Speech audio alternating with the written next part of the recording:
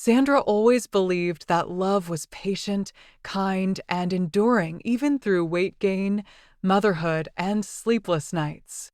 She thought Daniel, her husband of 5 years, believed in those things too.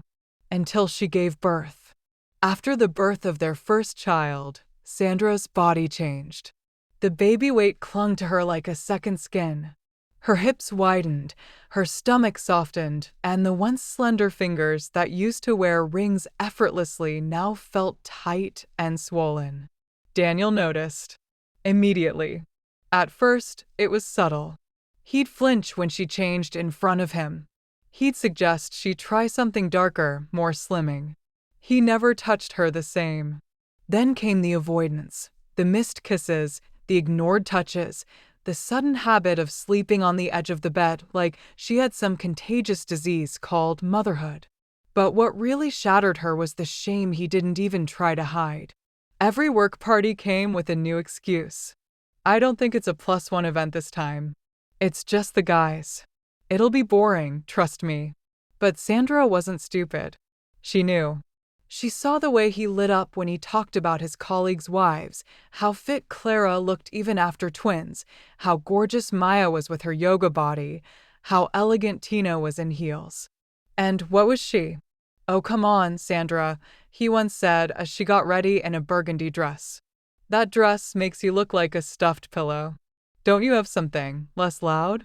That night, she didn't go out. She curled up on the couch and cried herself to sleep while he watched soccer in the bedroom. It didn't stop there. Every outfit came with a critique. Every meal was an invitation for mockery. You're really going to eat all that? You keep saying you'll start dieting tomorrow. Tomorrow has been 6 months. She stopped recognizing herself in the mirror. Not because of the weight, but because her eyes looked hollow. She was tired of trying to be enough. Tired of shrinking herself for a man who couldn't love anything that wasn't perfect. Then one morning, she made a decision. No more pity parties. She started a strict diet, intense, punishing, relentless. Boiled eggs, lemon water, no carbs, no sugar. Day after day, she walked the tightrope between hunger and hope. Her body ached, but she held on. If she was skinny again, maybe he'd look at her the way he used to. Maybe he'd take her out. Maybe he'd stop pretending she didn't exist. One Saturday morning, her best friend Amaka was supposed to pick her up for brunch. Amaka arrived early and knocked. No answer. She used her spare key. And there, in the middle of the living room, was Sandra collapsed, unconscious, pale as chalk. Amaka screamed, rushed to her, called 911, then called Daniel. He picked up. She fainted. I'm taking her to the hospital. She looks really bad. Daniel sighed. Is she breathing? Yes, but... Then let me know how it goes. I've got a meeting. Click. That was it. No panic. No rush to the hospital. No, I'll be right there. Just indifference. Sandra woke up hours later in a sterile white hospital room with a saline drip in her arm and Amaka sitting beside her, eyes red with rage. You almost died for a man who doesn't give a damn, Sandra. Tears welled in Sandra's eyes. I thought if I lost weight, maybe. Amaka cut her off. He doesn't deserve you. You need to divorce that bastard and get your life back. Sandra hesitated. But the baby? We'll figure it out. I'll help you. But promise me this. You will never starve yourself again to earn a man's love. Ever. That night, Sandra made her choice. The divorce. When she served Daniel the papers, he scoffed. Really? Over what? Because I didn't come to the hospital? You're being dramatic. No, Daniel, she said, calm but steady. I'm leaving because I died inside a long time ago and you never noticed. He laughed. Fine. Go ahead. You'll be back. No man wants a woman who's shaped like a beanbag. She smiled sadly. Then it's a good thing I'm not looking for a man. I'm looking for myself. The glow up. Amaka stood by her like a rock. They moved in together, and every morning, they worked out. But this time, Sandra didn't do it out of shame. She did it out of love for herself. She ate better, moved more, and rebuilt not just her body, but her spirit. She started dressing up again, not for anyone, but because she liked how she looked. She got a new hairstyle, took a few dance classes, went back to school online.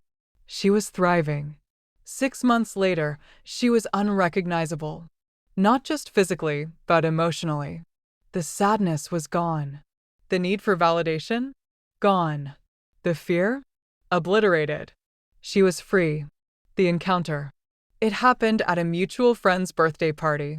Sandra didn't plan on going, but Amaka insisted. You need to show the world who you are now. So she wore a fitted emerald green dress that hugged her curves, heels that made her legs look like poetry, and her hair in soft waves. She walked in and heads turned, including Daniel's. He stared, blinked, then squinted. Wait, Sandra. She smiled.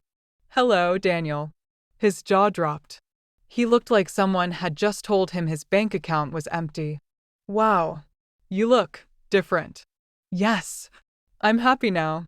He laughed nervously. Listen, I've been thinking about us. Maybe we rush the divorce. I've changed too. She sipped her drink and looked him dead in the eye.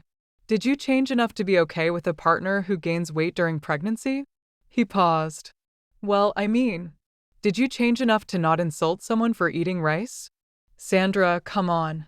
Did you change enough to not leave your wife in a hospital bed while you went to a meeting? Silence. I didn't think so. She smiled, gave him a gentle pat on the arm, and walked away, hips swaying, head held high. The ending she deserved. Sandra didn't just lose weight. She lost the burden of someone who never saw her worth. She raised her baby in peace, surrounded by friends who loved her, led workshops for women recovering from toxic relationships, and even found love again, a kind, supportive man who first complimented her on her laugh, not her waistline. And Daniel? He still shows up to work parties alone. Because he never learned, beauty fades, but kindness is eternal. And Sandra? She finally saw herself the way she always should have, powerful, worthy, and never again begging for scraps of love from a starving soul.